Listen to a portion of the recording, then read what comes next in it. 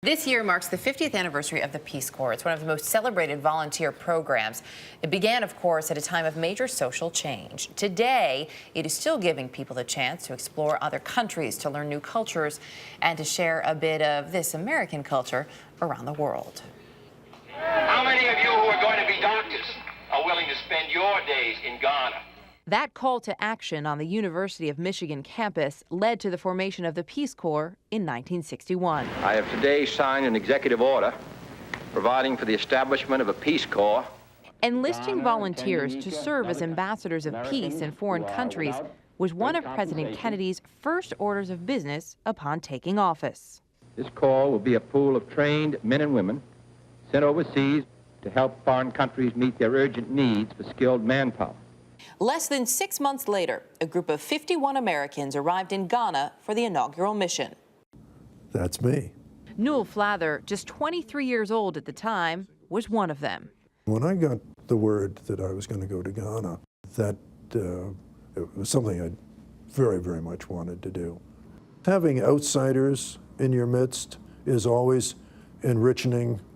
For the last half-century, Peace Corps volunteers have maintained a steady presence in Ghana, helping to lay the foundation for this flourishing African nation. The recent discovery of oil in Ghana has made it one of the fastest-growing economies in the world. That natural resource is expected to generate $1 billion a year. It's going to transform the face of Ghana and its economy. But with these transformations and global advances in technology, some now question the need for a Peace Corps. There's no substitute for that direct person-to-person connection. And despite the fact that we now live in a modern world connected by the internet, Peace Corps! That person-to-person touch makes a difference.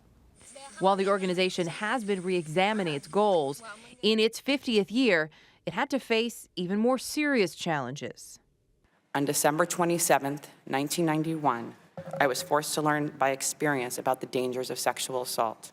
In May, a group of former Peace Corps volunteers testified before Congress about the very real danger of sexual assault while working on foreign soil.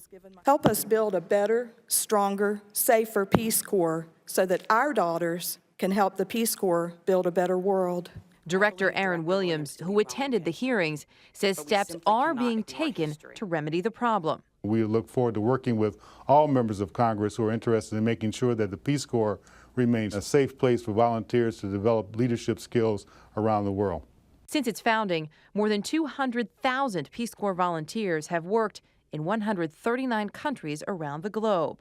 American men and women there to teach, to farm, and to mentor.